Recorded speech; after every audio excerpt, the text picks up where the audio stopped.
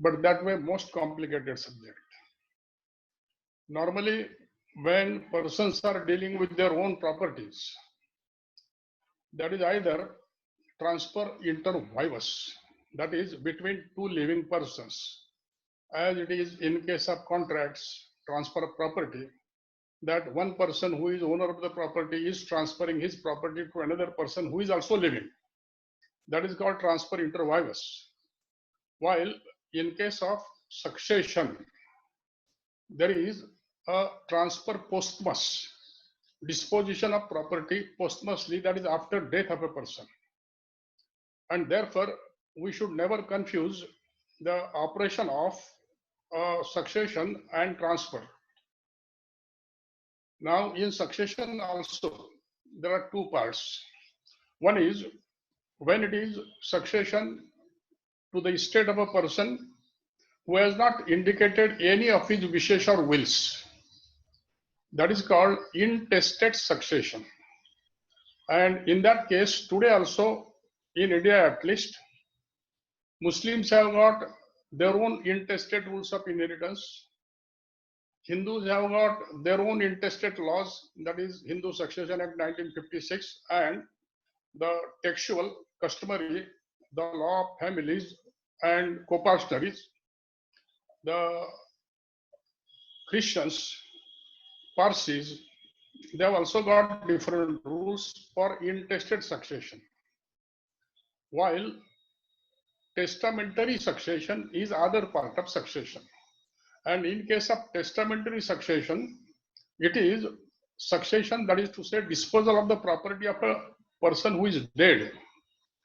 The property going to the living persons, that is according to his will, wish, last will of that person, and that will, when it is written, it is called a testament.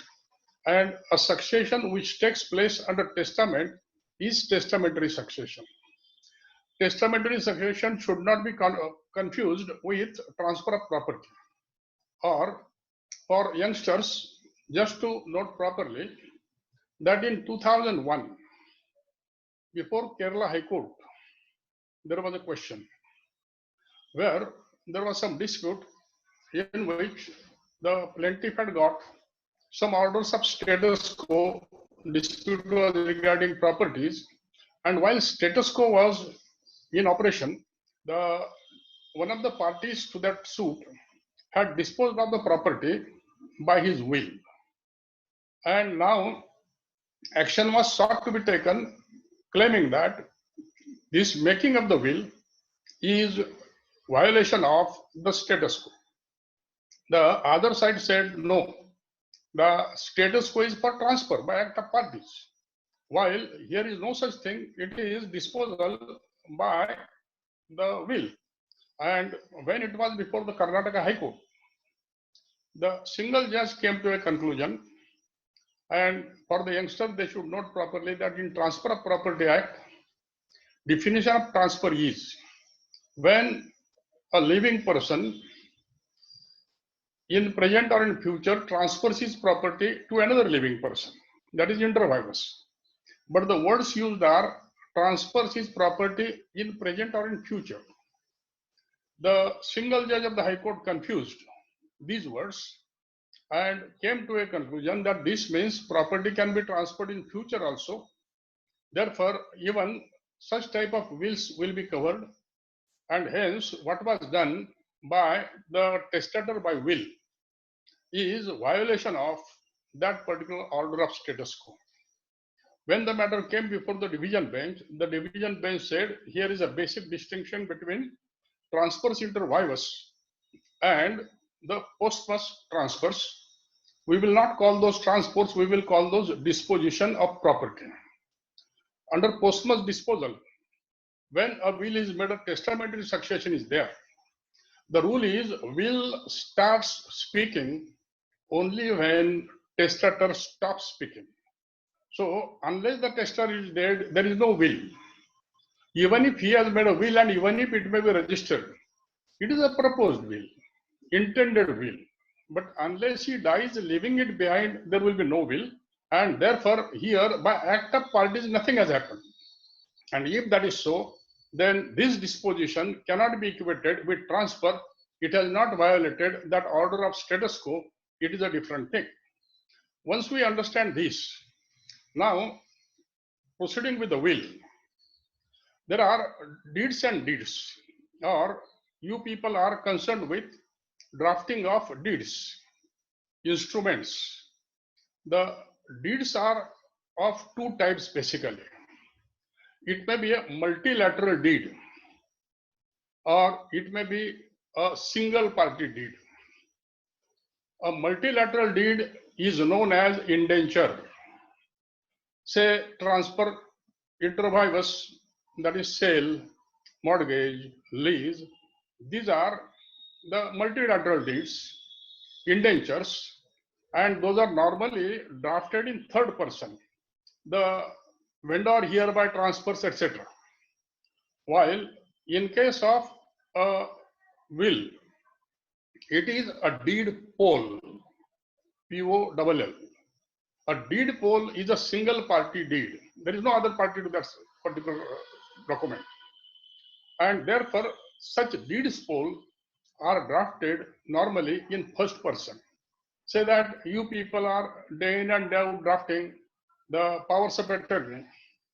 I hereby, this way, in first person,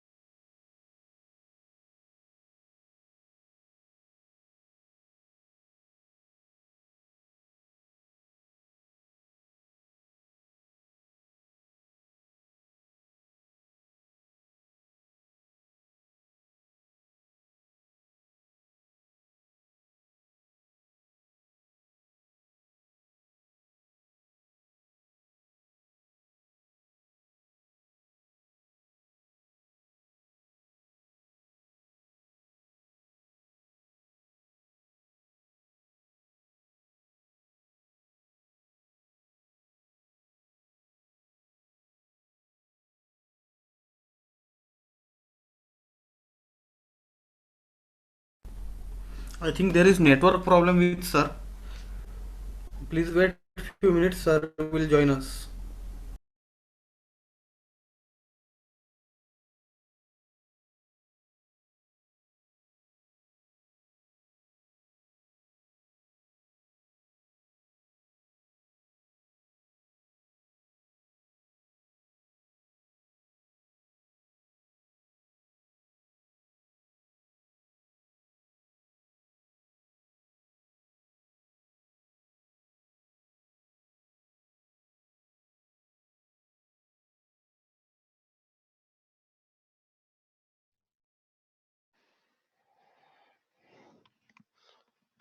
Participants, we are facing some technical issues. Kindly be patient.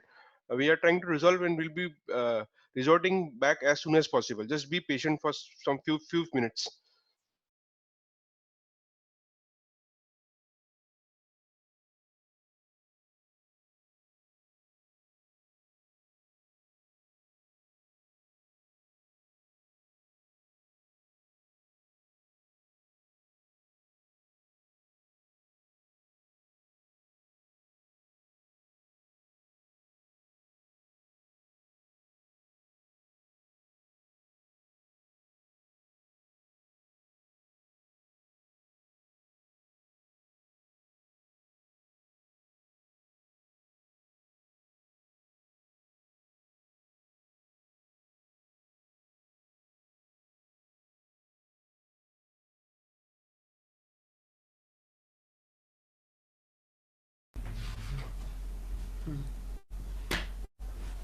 Participant, please don't start your videos. Keep your videos shut down. Sir will join us and we'll proceed with lecture within few minutes.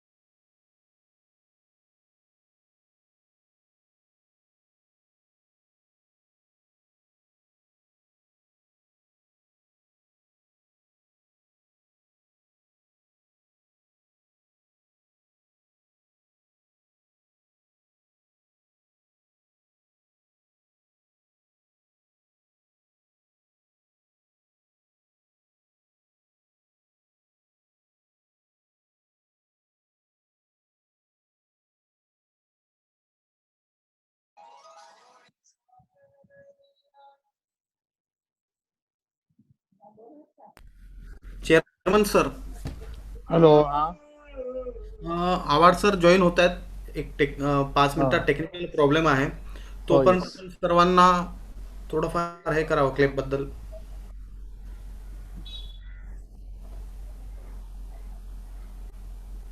Chairman sir. Yes, yes. एक minute. Yes.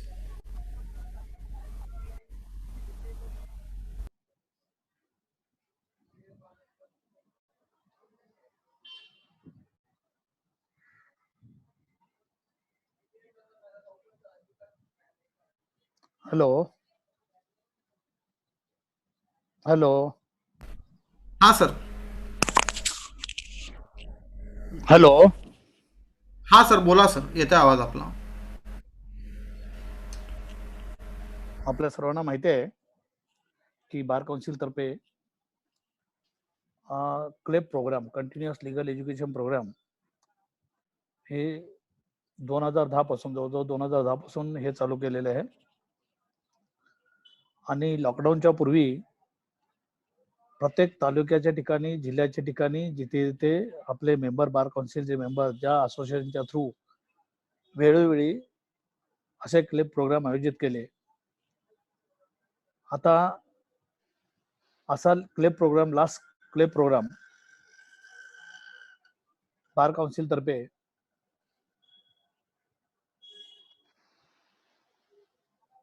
15 तारखेला धुळे या ठिकाणी आयोजित केला होता. पण unfortunately हे corona virus कोविड-19 हा संसर्ग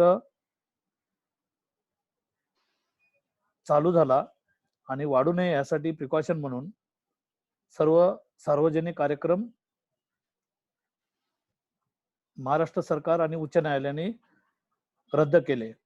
आणि तो 15 तारखेचा धुळ्याचा कार्यक्रम हा रद्द करण्यात आला. त्यानंतर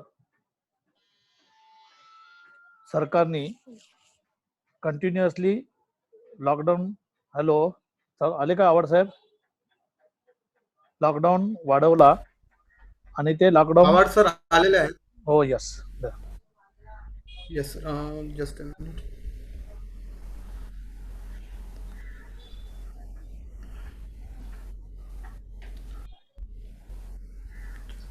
Hello. Yes sir, Hello. Please start. Hello. Hello. Can you hear me? हा yes. Yes sir, yes. Yeah, yeah. So to proceed with the subject, there was some internet disconnection and therefore some problem.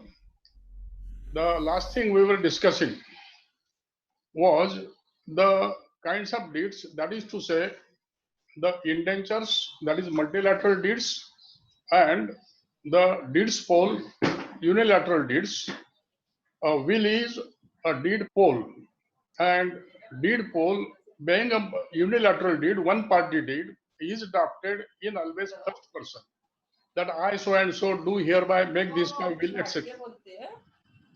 Now, in case of wills, the will, who can make and how can make is the problem. To answer this, so far Hindus are concerned, in old Hindu law, there were no specific provisions for making will, because there was that co-pastory and joint family system, wherein the ownership was always vesting in the family, that is co-pastory, commensality of interest, and therefore all that one could do is expressing his wish, and if it was respected by others, that was all right, but particular rules were not there. While so far Hindus are concerned, in 1870, an act was enacted, and only certain provinces, particularly Bombay, Calcutta, Madras, that is metropolitan cities as they were then called, there some provision for wills was made. However, no particular rules were there. While amongst English Christians and Muslims, the provision for will was always there. In Muslim law, always it can be traced to 12th century, when in 12th century, the Hidayah, that provided for rules of wills that could be made by Muslims, Mohammedans. While during Aurangzeb's reign, there was Fatwa Alamgiri. This further laid down the rules for Mohammedan wills. The rest of the provisions, those were there. In 1925, the Indian Succession Act was enacted. And under this act, the succession for other than Hindus, Muslims, it was together, and for all others, the Succession Act was applicable. While in Succession Act, the Hindu Succession Act 1956, till it was enacted, Indian Succession Act 1995 was not applicable to Hindus. And therefore, today also you will find in Indian Succession Act, the beginning itself says applicability of the act, scope and extent, that this does not apply to Muslims or Hindus. Now, in 1956, when the 4 basic laws of Hindus were enacted, that is in 55 Hindu Marriage Act, in 56 the Hindu Succession Act, Hindu Minority Guardianship Act, Hindu Maintenance Adoption Act. In all these acts, the definition of Hindu is to be seen. And that definition says that a Hindu means all those persons who are Jains, Buddhists, Sikhs, Vaishyavas, Lingayats, and all other sects of Hindus. Therefore, though Indian Succession Act 1925 says that this does not apply to Hindus, Jains, Buddhists, Sikhs, because now in the definition of Hindus since 1956, all these are included in Hindu. And the Hindu Succession Act of 1956, in section 6 and the clauses 2, 3 thereof, it specifically says that a Hindu, male or female, can dispose of his or her property by a will, and that too even if that property is in co-pastory undivided.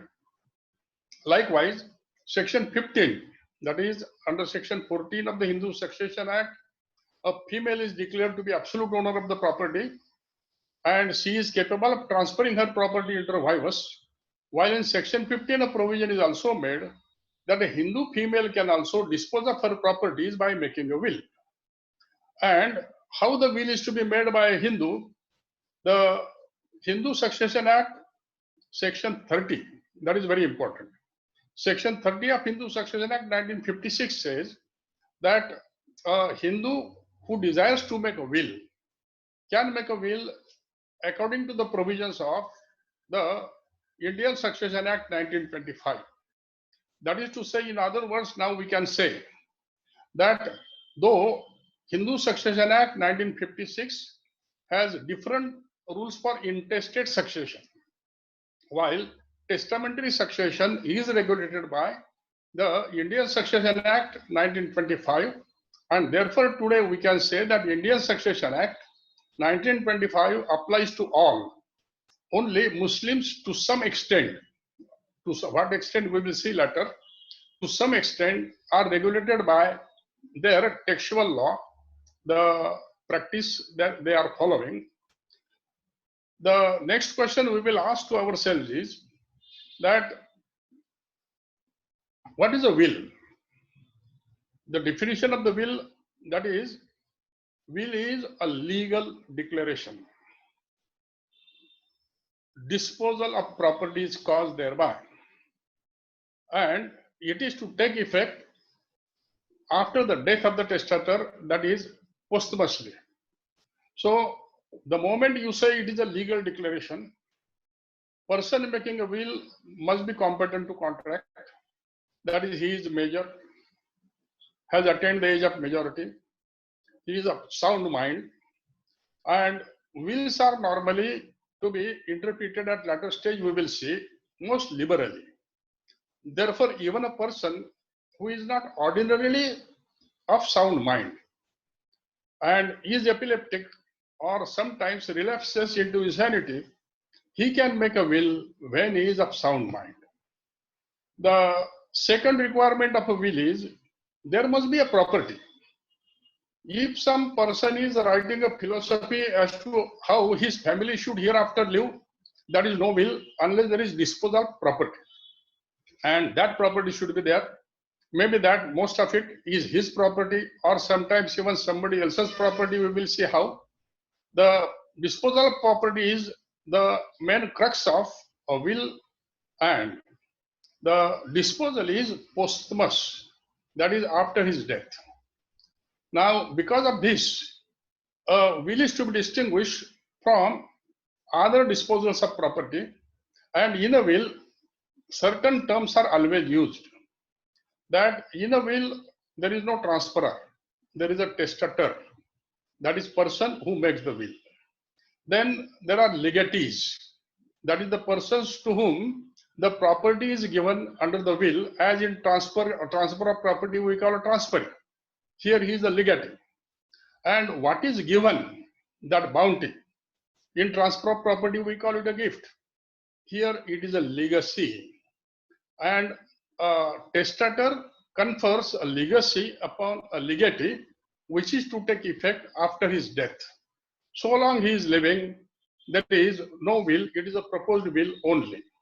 Now, in these wills, the testator may also make a provision that when he is dead and gone, the will shall be executed by some person in whom the testator has got trust and faith.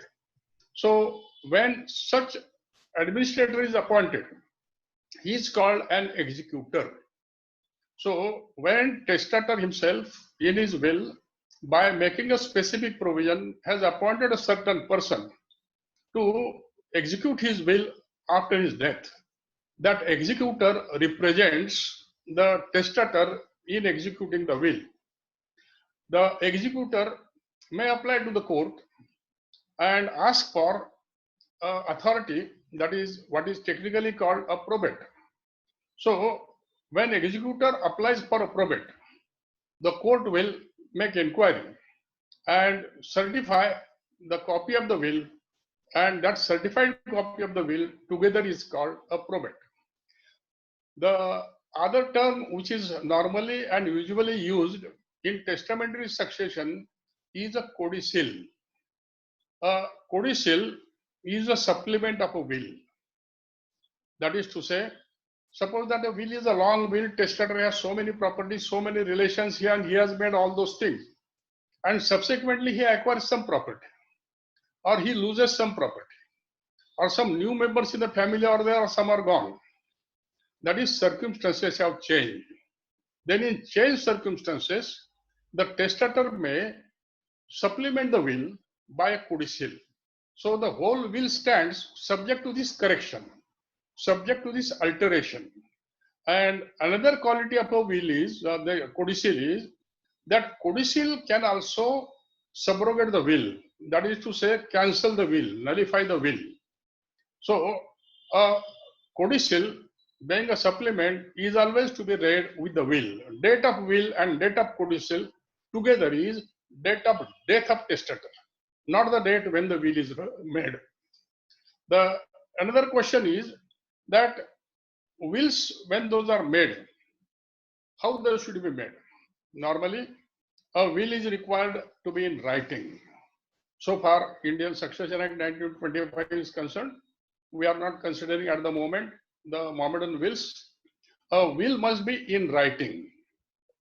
That must be attested, executed. Now, writing understood, that it is put on some paper. The second thing is execution. Will is to be executed by the testator. To execute a will is with intention to make the will, to put his signature or sign. Sign may be thumb impression, or in some olden documents we have seen, the senior lawyers will be knowing that sometimes the persons who could not write just put a tick or a cross and say that this is the sign. But when subsequently the people became smarter and could say this is not his sign, therefore the practice of taking thumb impression started. So some sign, thumb is also a sign, that sign of the testator. But suppose that a testator has met an accident, both his hands are fractured, and he is lying in the hospital. Now he is not in a position even to sign, to put his mark, thumb. Then he may authorize some person on his behalf to sign the will. And this authority by evidence can be established, that is the requirement. Now, authorized person can also sign the will. Another requirement of a will is once it is executed, it must be attested. And now let us understand the definition of attestation properly. Attestation requires at least 2 witnesses. More than 2 will do. These 2 witnesses, each of whom has seen the testator signing the will or affixing his mark, or the testator has authorized a person to sign the will, and if the testator has signed in their absence and then the witnesses are called, they have received personal acknowledgement from the testator that he has signed the will or his authorized person has signed the will, and then the attesting witnesses sign in presence of testator. Here, a proposition to be remembered properly is that attesting witnesses must sign in presence of testator. It is not necessary that testator should sign in presence of attesting witnesses. If he has signed before, he can give personal acknowledgement. It is also not necessary that both the witnesses or all the witnesses should sign in presence of each other. That is to say, each witness must sign in presence of testator. There should be at least 2 witnesses, and then will is a legal declaration. While there is another form of will, or will may be an unprivileged will. That is what we were talking about. There can be a privileged will, which is quite important part. Suppose that there are army men, persons in army, airmen, persons in air force, sailors, the mariners, and all persons who are on expedition, and maybe doctors, maybe other staff. They do not have now time to make wills, and emergencies may come when somebody is injured, somebody is seriously involved in some scuffle, and now the problem is that person wants to make a will. For such persons, a provision is made, what is known as a privileged will. Privilege is a special concession, a special authority. Privileged will need not be signed. If signed in the hand of the testator, whenever a will is signed by testator's hand, in testator's hand, such wills are known as holographed wills. So if it is a holographed will, it need not be executed. It need not be attested. Or sometimes, if the will is just spoken to some authoritative person, that is, say, an army man may be injured, and to his superior or to a doctor, he tells that his property should go in a particular way. That is also a will, a privileged will, which need not be written. If written, need not be signed. If signed, may not be attested. And even if it is oral, it will do. Of course, such wills in due course are to be replaced by regular wills. Now in wills, another important thing to be remembered is that how a will can be revoked. Suppose that testator changes his mind. Here again, the transfers inter vivos, that is transfer of property.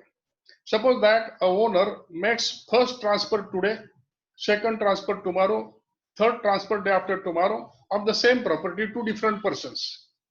Rule of law is that first transfer only is valid, because the moment he transferred the property, he had no more title to the property, and therefore under the rule of Nemo Dat Code non-habet, he could not give any property subsequently.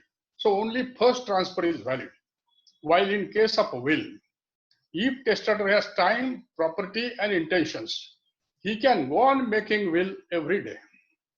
Any number of wills can be written. And when he is dead, an inventory will be taken and found out how many wills he had made. And last will is the only will. So a will can be revoked by making another will.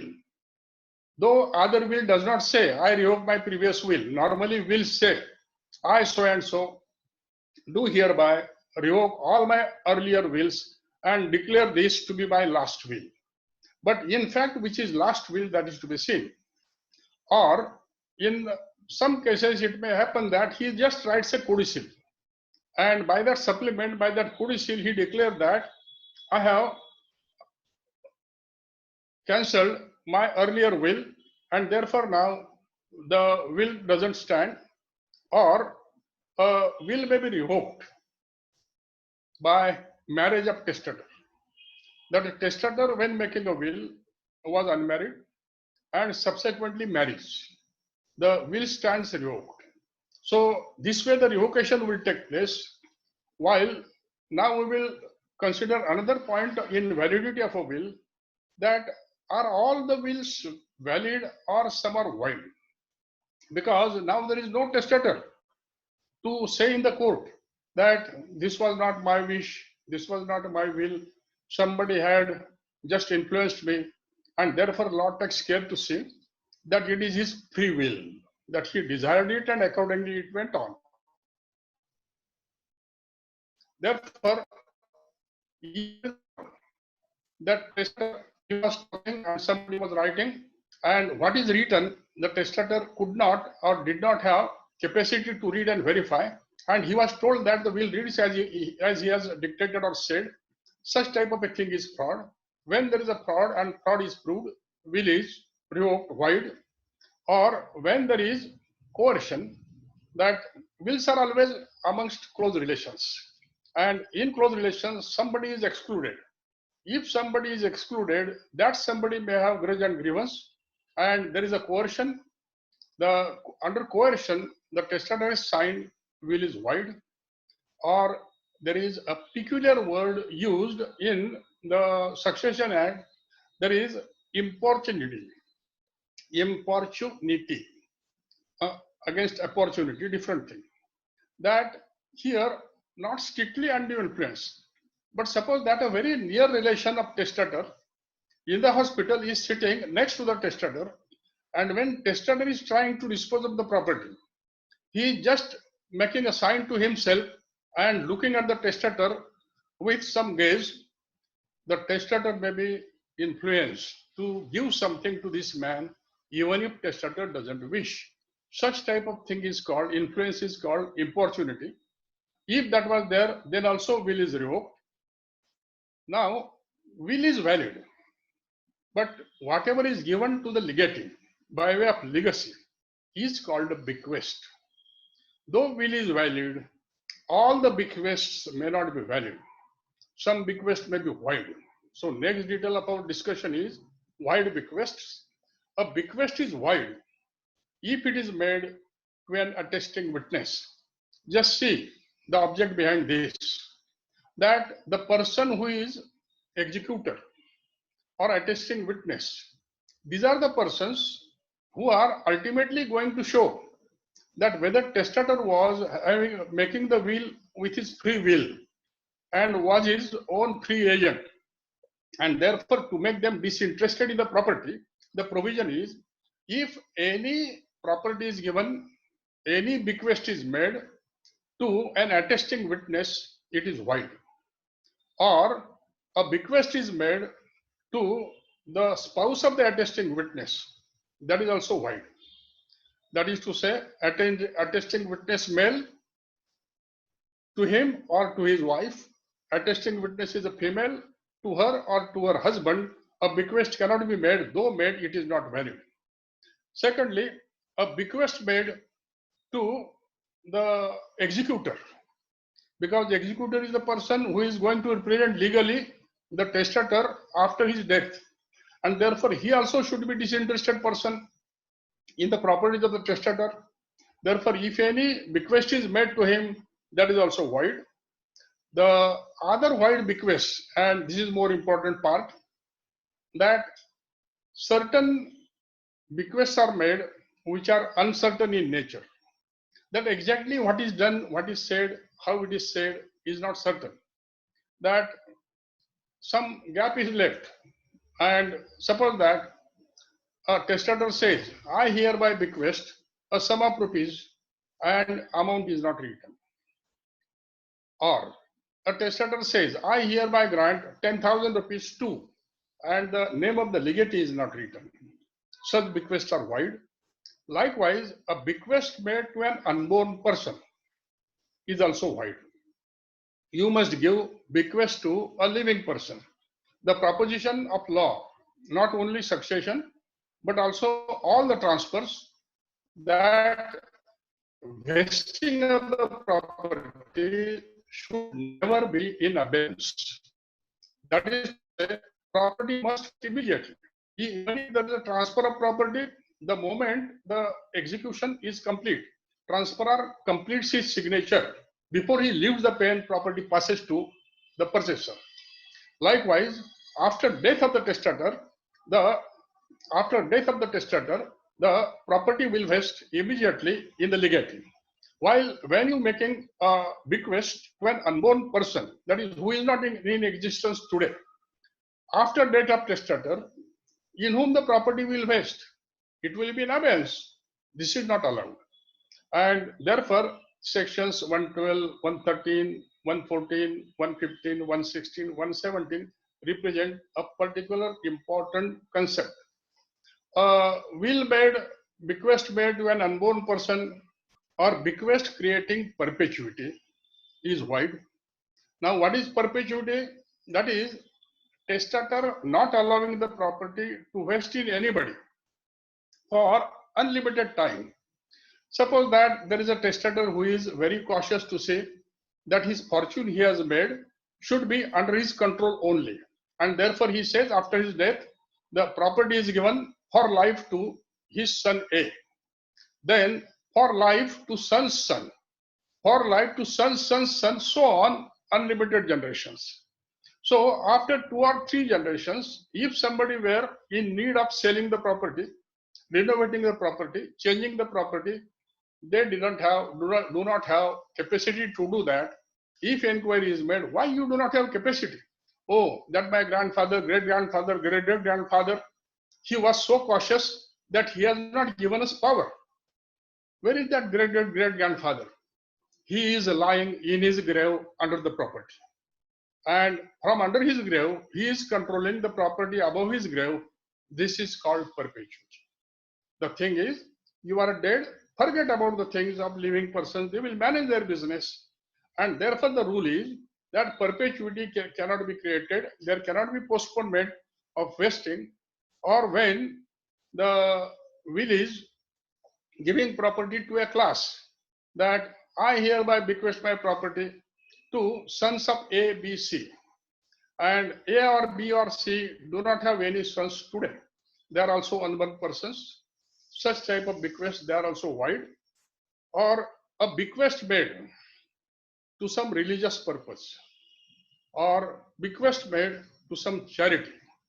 The rule is such bequest must be made, the will must be made at least 1 year before the death of testator.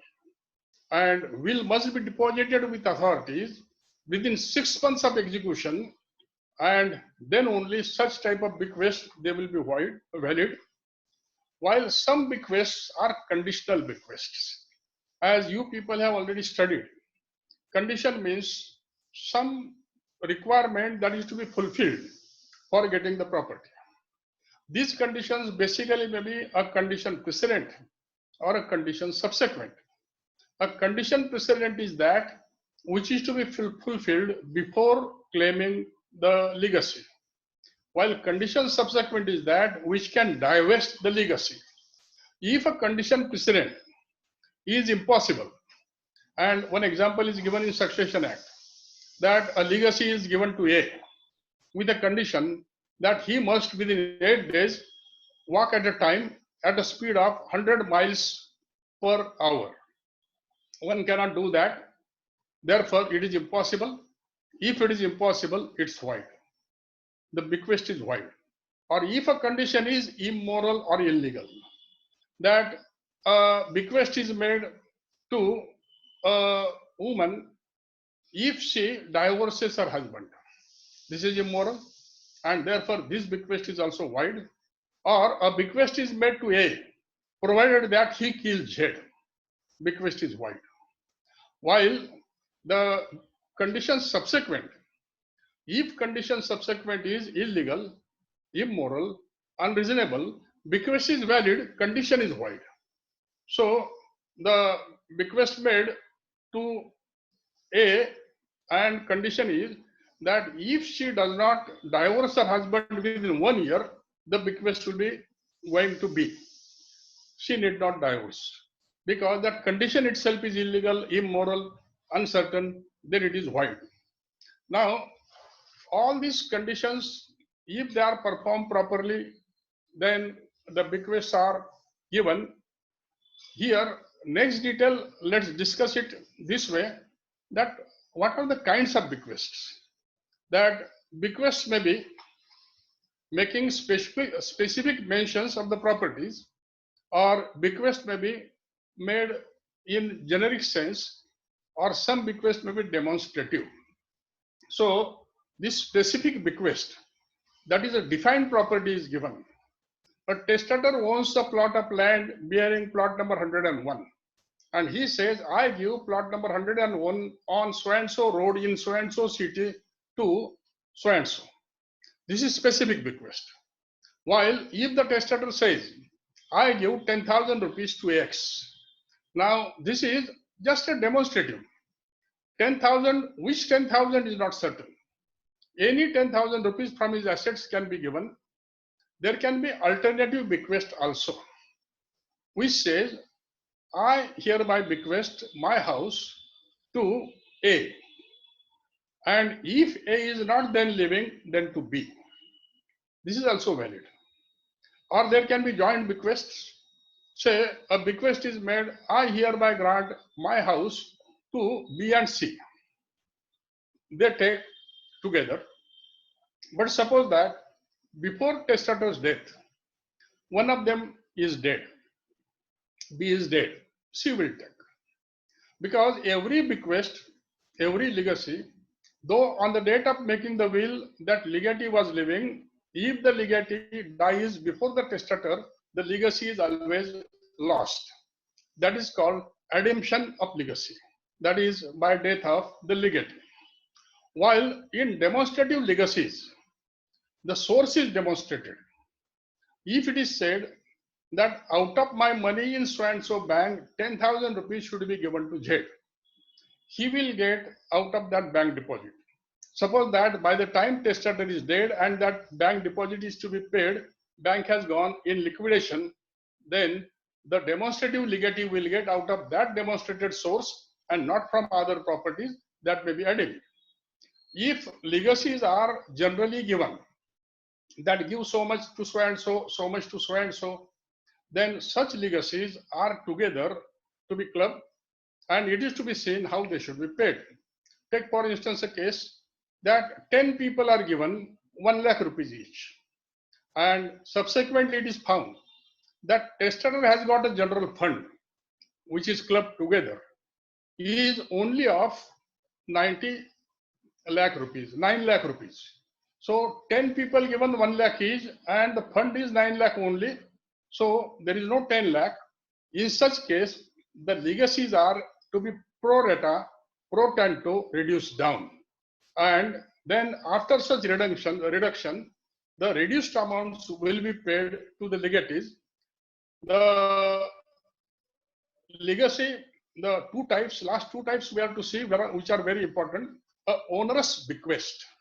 A bequest which is with some liability. Suppose that testator has got a house. This house is already mortgaged with a bank. He has taken a loan. And in his will he has said, I hereby give this my house to Z. Now, if Z receives, takes, accepts that bequest, he is liable to make good the loan. He is liable to pay the loan. He cannot say, I have not contracted that loan and therefore I am not liable to pay. This is owner's bequest, bequest with a liability, bequest with a burden, owners. While another type of bequest, very peculiar one. And in these family relations, such type of things happen, which is called bequest calling upon the legatee to make election.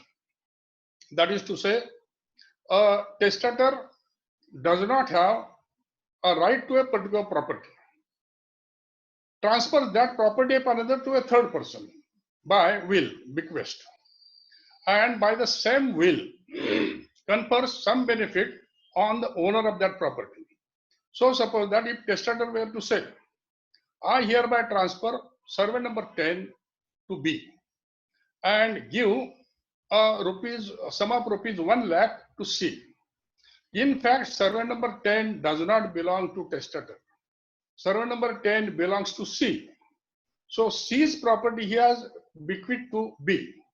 But by the same will, as part of the same transaction, he has granted a benefit of 1 lakh rupees to the owner, who is B.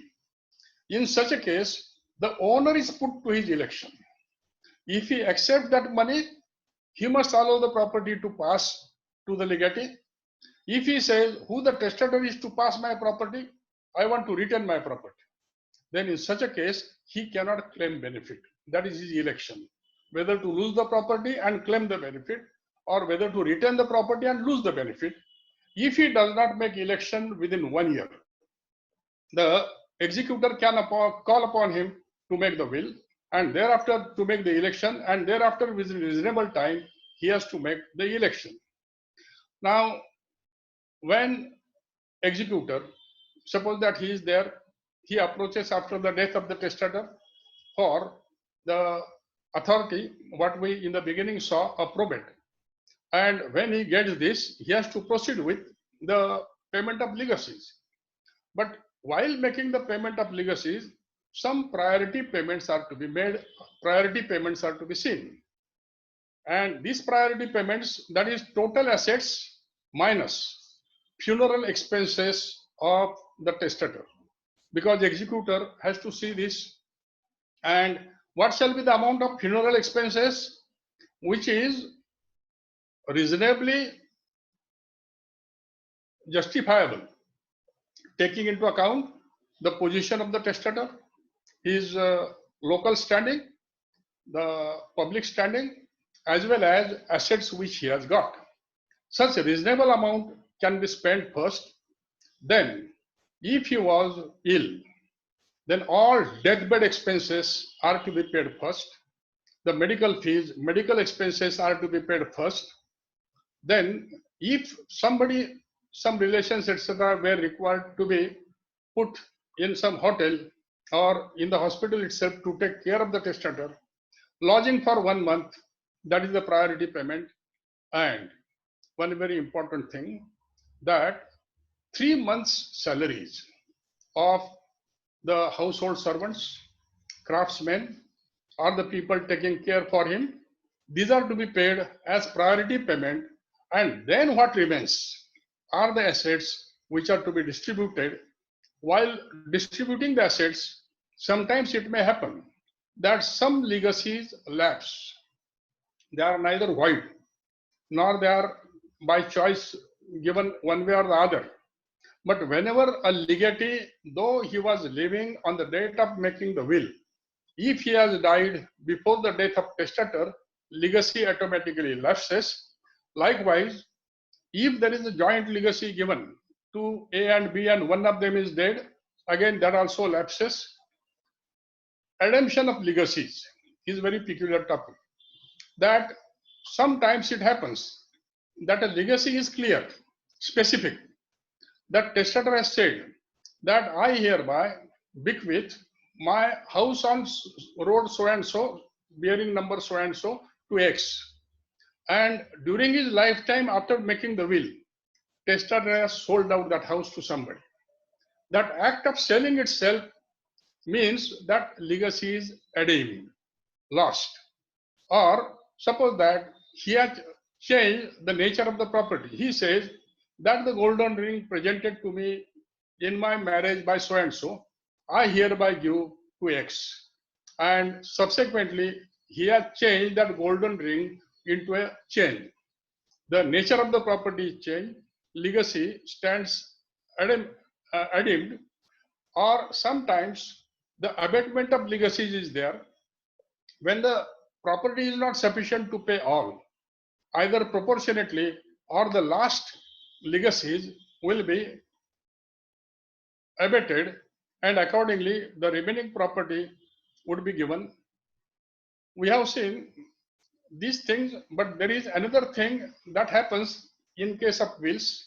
Suppose that a man is seriously ill, lying in hospital, and now he feels that he is about to die. He has got a very good pen. Some relation comes, he says, I have no use of this now, it is for you. Or he has got a wristwatch, this is for you. Movable properties only. He gives, during his lifetime, delivers possession. Now, delivery of possession of movable property, normally under Transfer of Property Act, is called a gift. Gift is inter vivos, and the moment it is delivered, the vesting of the title is there. However, these gifts are made by the testator on deathbed. So it is called the donatio mortis causa. Gifts in contemplation of death or deathbed gifts. And speciality of this gifts is that a gift is valid only if testator dies of that ailment. If testator recovers, next day he will call all these donors and say, I need my wristwatch now, I need my pen now. So if testator recovers of that illness, gift is void. If testator dies of that illness, gift is absolute, gift is valid. Another important thing to be seen is executor is there in whom the property is properly vested.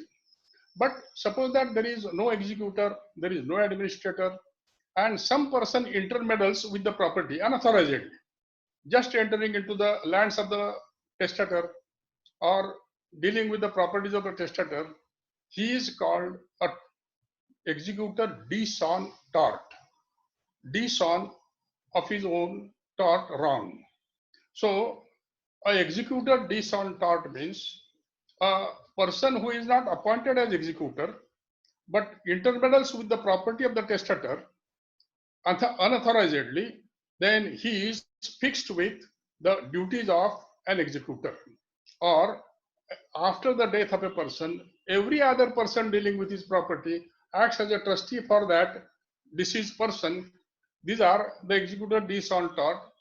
Another thing that comes in wills is, suppose a testator has made a will and has not appointed an executor, or executor was appointed but he dies before testator, or the executor is not in a position to act, he himself is ill, not legally competent, or executor denies to act as executor, then any interested person, interested means those who can be either the legatees under the will, or if there is no will, who can get under the intestate succession, these persons may make an application to the court, and normally court means district court, makes application to the court, and then court may appoint some competent person to operate the will, execute the will.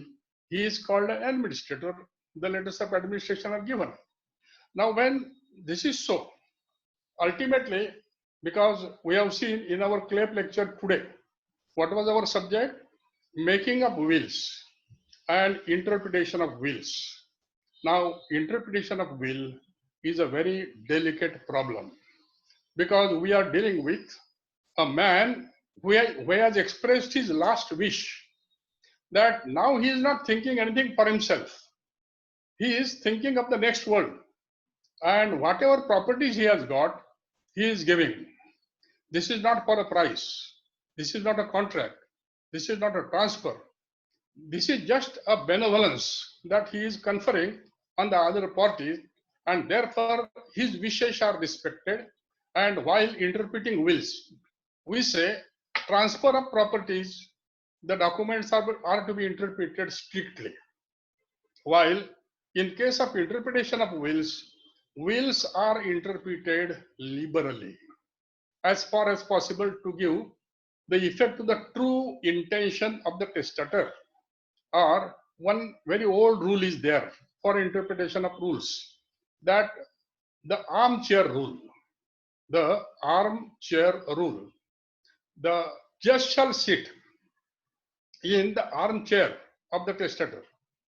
That is to say, judge shall imagine himself or herself in the position of the testator and then try to find out what testator must be thinking. At this point, I will just call you back, remind you that we call it a testamentary succession. So wills are also known as testaments. What is a testament? See the dictionary meaning thereof, that even Bible is called testament.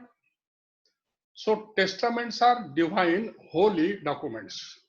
And will is also regarded as a holy document. And therefore, no strict rules are to be applied. The mind of the testator is to be read and according wills are to be interpreted. So if a testator says, give my property to my children, then whoever are children, that is to be collected, that is to be found out, and property is to be given to them. But there are some norms, there are some broad rules that if testator is making just a statement that relation is shown, give my property to my children, it means only the legitimate children and children of the first degree, not the grandchildren. If he says, give my property to my children, and his children are illegitimate only, there are no legitimate children, then naturally what he meant is clear. Those illegitimate, it will go to them. This way, true intention of the testator is to be gathered, and then the will are to be interpreted. The next proposition is that how about registration of the wills? In case of registration of the wills, normally, registration of the wills, normally, a will need not be registered. By a strict rule, according to the rule, will need not be registered. However, at the time of obtaining the probate or letters of administration, will be put in the court. If there are objections to that, as if it was a suit, titles will be decided. But if testator is cautious and he wants to take precautions, then it is possible that testator may register the will under the Registration Act of 1908. Now, under the Registration Act, Section 17 of Registration Act deals with documents which are compulsorily registrable, that without registration, such documents are not valid. If you read the list of those documents under Section 17, will is not there. So will is not a compulsorily registrable instrument. While when you read Section 18 of the Registration Act, in Section 18, those are the optional registrable documents. The registration whereof is optional, and in that list, will is included. Therefore, even if you do not register a will, it is valid. If you wish to register a will, you may register under the Indian Registration Act 1908. When registering the will, now Section 27 thereof provides that will may be presented for registration by the testator himself. So testator going to the registrar presenting the will, and will may be registered, or by authorized person, power of attorney, etc. may present for registration. Now when a will is executed, suppose that in other cases, you execute a deed of transfer sale under Transfer of Property Act. Rule of Registration Act is that a will or that document instrument which is registered, executed, must be presented for registration within 3 months of execution, while this rule does not apply to wills. A will may be presented for registration at any time. Before death of testator, it can be done. When it is registered, the registration will be completed. Likewise, more wills than one can be registered. as we have seen, testator can make any will and only last will is the valid will. The another proposition is there that sometimes the testator is facing some problems, that his relations may be troublesome relations. And then he is afraid that if all these people know to whom the property is given, maybe that there are quarrels in my family today only or tomorrow only. And these people we will not allow me to live properly till my death. Then he may have a secret will. And how he can have a secret will and yet registered? The provision of Indian Registration Act is that will may be just put in an envelope. Envelope may be sealed. And this sealed envelope will be presented for registration to the registrar of the documents. There are in registrar's office the boxes which are fireproof boxes. In such boxes with entries made in the registers, the will be deposited, that envelope will be deposited. The testator may any time come and withdraw that envelope, entries will be made accordingly. Or the testator is dead, then any person, either executor or any interested party who can be heir on even intestate succession may make an application to testator, to registrar, and may say that such and such will has been deposited by the testator. That will should be now opened. The registrar will call upon such person that what is the proof that he is dead. The proof of death of testator will have to be given. Once this proof is given, then in presence of that applicant who had made the application, the registrar of the instruments will open the box, get the envelope, will open the envelope, and the contents of the envelope, that is the will, he will register as normally documents are registered, and this way document may be registered, will may be registered. While the next thing now we want to discuss as the last part of our today's discussion, we have seen that today Indian Succession Act 1925 includes all the persons, including Hindus. And Hindus include Hindu, Jain, Buddhist, Sikhs, and all panthas. So today, by and large, only the Muslim wills are not included under the Indian Succession Act 1925. What are the provisions for Muslim wills, Muslim testaments? The Muslim wills or Muslim testaments are governed right from 12th century. Authorities found that what is known as Hidayah, that is to say guide, this is of 12th century, that is 1200 AD. Then in Hidayah, provisions are made for will. A Muslim will is called a wasiyat, and the wasiyats can be made since then as per those rules. While during Aurangzeb's time, Fatwa Alamgiri, that is the orders of the Alamgir, maybe 350 years or so before this date, that further rules of wills were given. Here, the rules shortly stated can be this way, that how the estate of the deceased is to be applied in Mohammedan wills.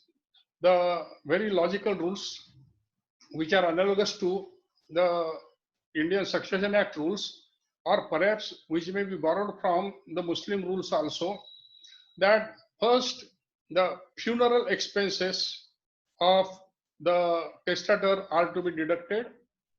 Then the expenses, deathbed expenses are to be paid, that is medical expenses, etc. The expenses for obtaining probate or letters of administration are to be paid next. Then wages for 3 months of laborers, the people working for him, are to be paid. And then if testator was liable to pay his creditors some debts, these debts shall be paid out of his assets first, and then only what is the net remaining property will be ascertained. However, a Mohammedan testator does not have authority to bequest all the remaining property. Whatever is the property that can be passed by will, of the total property, only 1/3 can be subject matter of will. Or under Muslim law, even today, the rule is that of the total disposable property, 2/3 cannot be disposed by will, only 1/3 can be subject matter of a will, and then 2/3 is retained for intestate succession, which will go to the heir according to the inheritance rules. The wasiyat or the will, this wasiyat is executed by, if the testator has named a person to execute it, he is called, the executor in Muslim law is called a wasi. And this wasi will be executed. The Muslim will can be made. Who can make, if that is the question, can be made by a Muslim. So the testator must be Muslim, professing Muslim religion. Then he must be of sound mind, and he must not be minor. He must be major. Under old Muslim law, the age of majority was 15 years.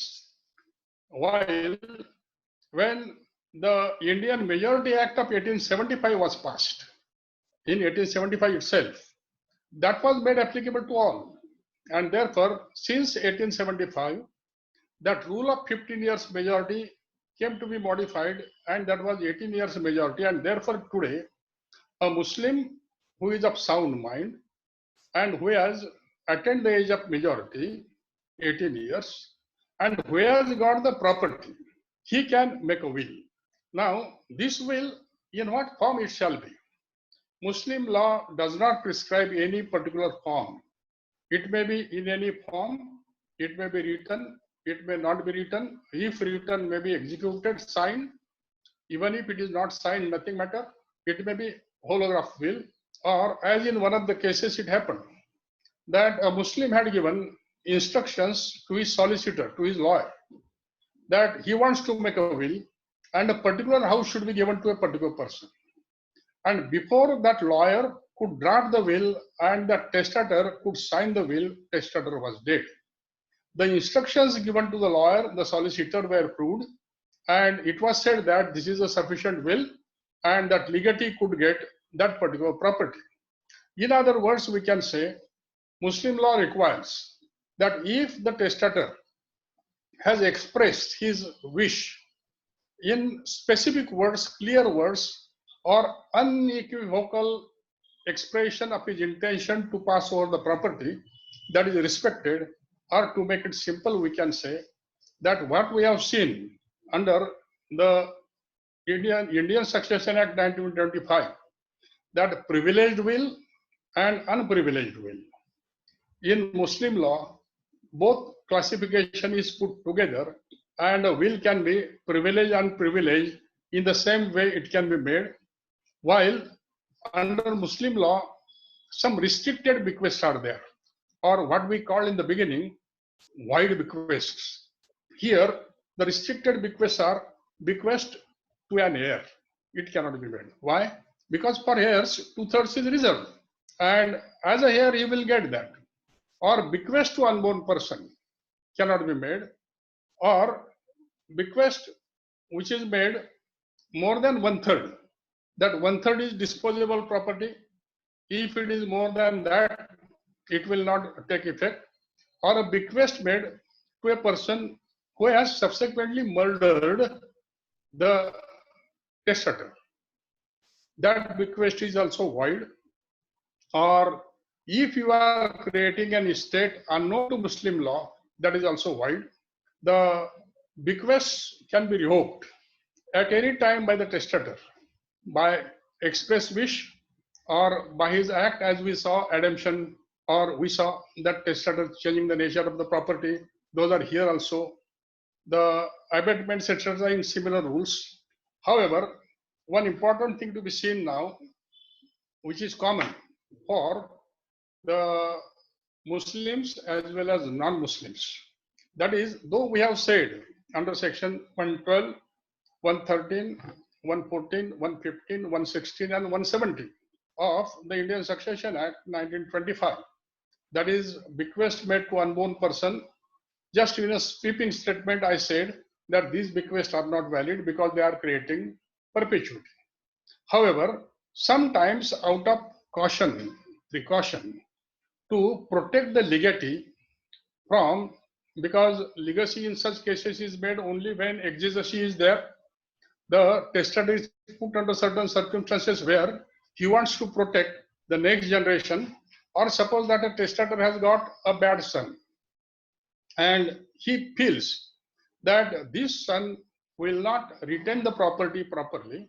He says, I hereby bequest my house to my son A for life, and to that son's son absolutely. Here he is not allowing the absolute interest to the son. The property is not vesting in the son absolutely. He is postponing vesting. But here, this postponement is for the benefit of the property as well as for the benefit of the ultimate person for whom it is meant, that is son's son. And this particular concession is granted by law. Here, section 113 says that though under 112 it is said bequest to unborn person is not valid, 113 says if you want to make a bequest to unborn person, see that first limited interest is created in favor of some living person, and then ultimately the interest is given to the unborn person. Property that I hereby bequest my property to A for life, and then to S son. This is valid. This is valid, and in such case, it can be given to son. However, 114 again will say perpetuity, that how much you can postpone. You can give life interest to any number of living persons, plus first unborn person, but before his majority, property must vest in him. Or in other words, a testator saying, I hereby grant this property to A for life, then to B for life, then to C for life, and then to C's son absolutely at the age of 18. It is valid. Because A for life, B for life, C for life, even if they appear to be 2 or 3 persons, all of them they are living persons, that is one generation. And then the first unborn generation he is getting before attaining majority. But if you say the C's son at the age of 25, then rule against perpetuity is violated and that legacy is not valid. Likewise, under section 117, if a bequest is made to a class of persons, that A for life and then to B's sons, then only those sons which are at the time of death of A are living, they will get the property.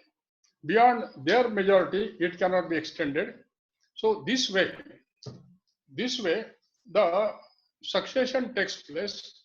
Now in this, as you must have seen, that subject is very wide one, and we have to cover it within a time of 1 hour or so. I have already taken 1 hour and 17 minutes. And now is the time for you people to ask me the questions. But let me make clear to you that all this discussion we had was meant not for solving your cases in the court. It was discussing the principles or jurisprudence of the subject, which is for your claim. Here, you can never say that why a particular case is not discussed in a particular way, because in court, no two cases are similar. Just change one fact and the whole thing changes.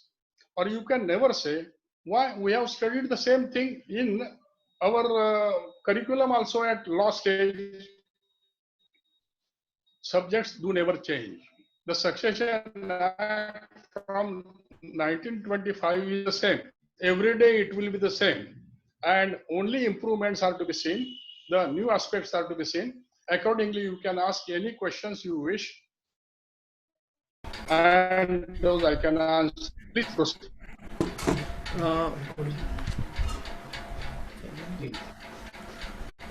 Sir, first query is that if bequest is void, what will happen to concerned property? Okay. So we can put it very good question, Mr. Ganesh.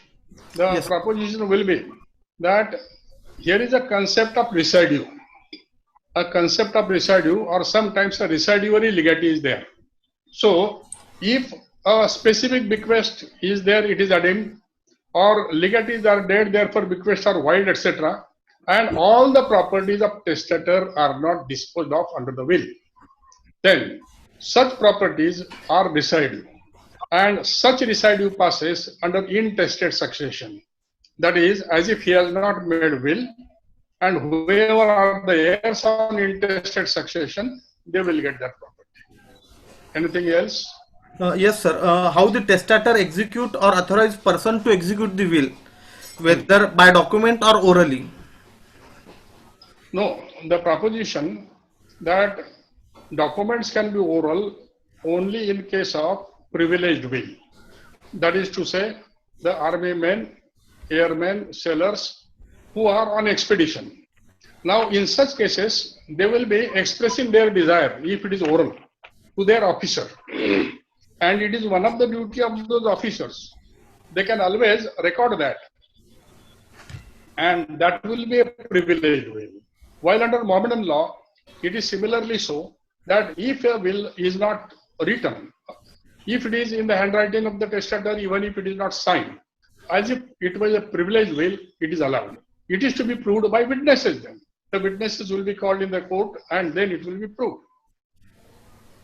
Yes. Sir. Next question is, what will be the proof of will? How will is to be proved if both the attesting witnesses are dead? The proposition is simple, that even in case of transfer of property, similar questions arise. That if a document instrument is challenged in the court, that is to say, when executor is making an application for probate, or a person makes an application for letters of administration, and at that time the objections are taken that this is not a valid will. Either it is not the signature of the testator, or those are not the signatures of the attesting witnesses, or those attesting witnesses had not never been there before the testator. Such type of things are matters of evidence. So in the court, as if it was a suit, it will be converted into a contested thing, and then by recording evidence, as we have seen evidence of documents, the primary evidence, secondary evidence, and so on, and according to that evidence, it will be decided. Yes. Any other question? Doctrine of election and estoppel, relevance in will. The proposition, as you rightly said, that concept of estoppel, that is 115 of Indian Evidence Act, Yes. that when one party by his act, conduct, or statement has made another person to believe something to be true, and that other person acts accordingly, then neither he nor his legal representative shall be allowed to deny the truthfulness of that particular representation. That is 115 of the Evidence Act, estoppel. Now, in case of election, if A's property is transferred by the testator to B, though he has no right to transfer A's property, and by the same will, as part of the same will, he has given some benefit to owner A. Now, the conduct is meant that the benefit is given to A because testator knows that his property has been given to C. If now B chooses to accept the benefit, he must accept the burden also, and he must allow his property to pass under doctrine of election to C. If he says, no, I want to retain my property, then in that case, the benefit will revert back to the testator, and the disappointed legatee, C, who was to get the property, he will get the value of that property, compensated, it is said, value of that property, or whatever the remainder is there, and this way the property is disposed of. Next, please. Another query is, if prior will is registered and subsequent will is notarized, then which will prevail? Now, the proposition that as lawyers, we have to understand very properly that in olden days, when we were beginners in law, that is now I am speaking about that beginning of my practice, that is 52 years back. At that time, there were notaries known as notary public only in Mumbai and nowhere else. And that notaries, they were considered to be the most respected people. When exigencies of the time required, there are notaries, and notaries. A notary public or a magistrate certifying a document. It is only a recorded, a registered document, but that registration or record does not have authenticity beyond that this is before him. And in his register, this has been entered. That is the only thing. But whether the notary does not find out whether testator has title to dispose of the property, whether testator is competent to dispose the property, whether testator owns the property or not, this notary does not know. All that notary knows that the persons who have executed, they were before me, and this document was signed, executed before me, and it was registered in my register. This is the thing, and that is sometimes sufficient for proving a document. Any other question? Next question is with regard to probate. In which cities, what is the necessity of probate, and in which cities it is mandatory to obtain probate?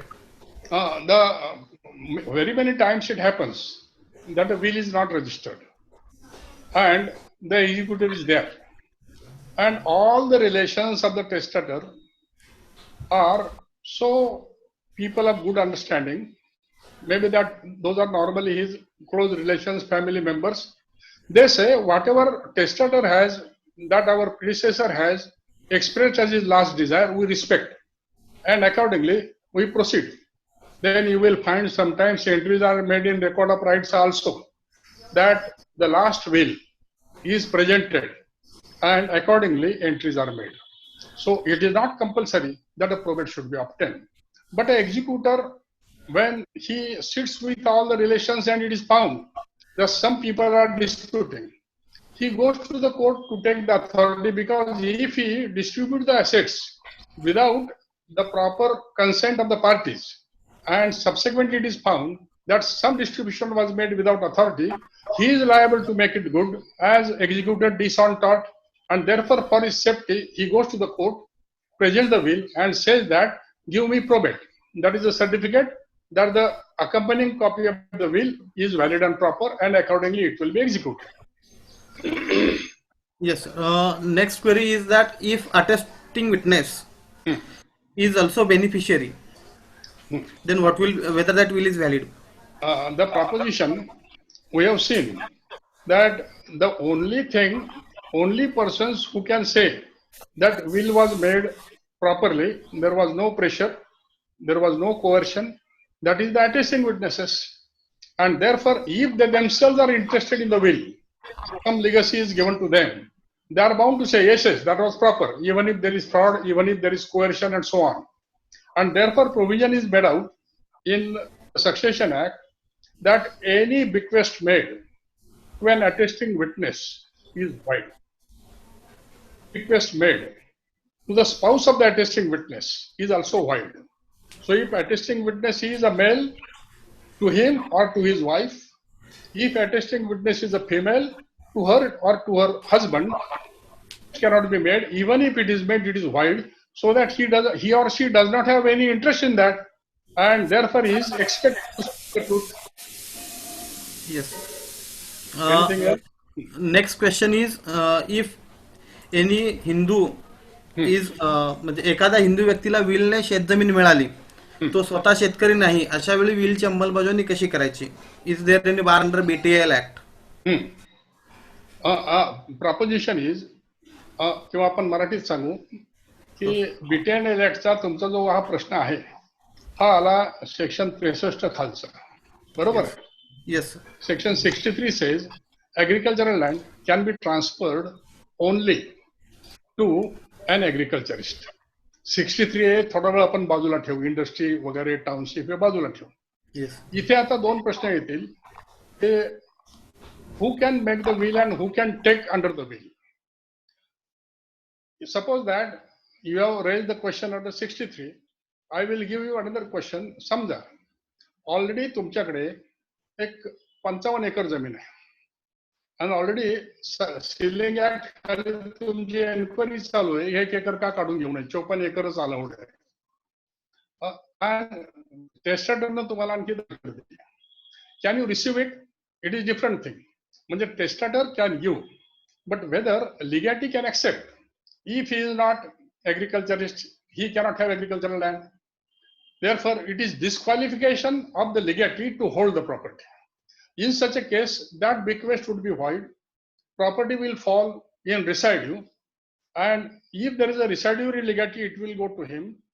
If none it will go under the intestate succession, and under intestate succession if father was because intestate succession is among the relations consequently.